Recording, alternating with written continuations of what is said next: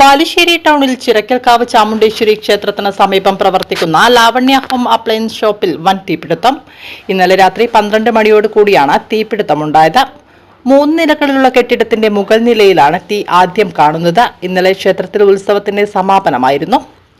10 മണിയോടെ കൊടിയിറക്കം കഴിഞ്ഞ് ഏതാണ്ട് ആളുകൾ ഒഴിഞ്ഞുപോയിരുന്നു. ഷോപ്പിലുള്ള സാധനങ്ങളെല്ലാം കത്തി നശിച്ചു. REC സ്വദേശി മുഹമ്മദ് അടക്കം 3 പേർ മാനേജിംഗ് പാർട്ട്ണർമാരായുള്ള ഷോപ്പാണിത്. തീപിടുത്തം സംബന്ധിച്ച് ബാലുശ്ശേരി പോലീസിൽ പരാതി നൽകുമെന്ന് മുഹമ്മദ് പറഞ്ഞു. നോമ്പ് തുടങ്ങിയ ശേഷം 6 മണിയോടെ കടയടയ്ക്കാറുണ്ട്. അല്ലാതെ 8 മണിയോടെയാണ് കടയടയ്ക്കാറുള്ളത്. ഇന്നലെ രാത്രിയോടെയാണ് തീപിടുത്ത വിവരം ഇവരെ അറിയിക്കുന്നത്. ഉടനെ ഇവർ സ്ഥലത്തെത്തി ഷോപ്പ് തുറന്നുകൊടുത്ത ശേഷമാണ് അകത്തുകയറി തീ അണയ്ക്കാൻ തുടങ്ങിയത്. പ്ലാസ്റ്റിക് ഉൽപ്പന്നങ്ങളും മറ്റുമുള്ളതിനാൽ തീ ആളിപ്പടരുകയായിരുന്നു. തീപിടുത്തത്തിന്റെ കാരണം വ്യക്തമല്ല. ലക്ഷക്കണക്കിന് രൂപയുടെ നഷ്ടം കണക്കാക്കുന്നു. നരുക്കിനി, കൊയിലാണ്ടി, പേരാമ്പ്ര, മുക്കം ഫയർ സ്റ്റേഷനുകളിൽ നിന്നായി 7ഓളം ഫയർ യൂണിറ്റ് എത്തിയാണ് 3 മണിക്കൂർ നേരത്തെ പരിശ്രമത്തിനൊടുവിൽ തീ അണച്ചത്.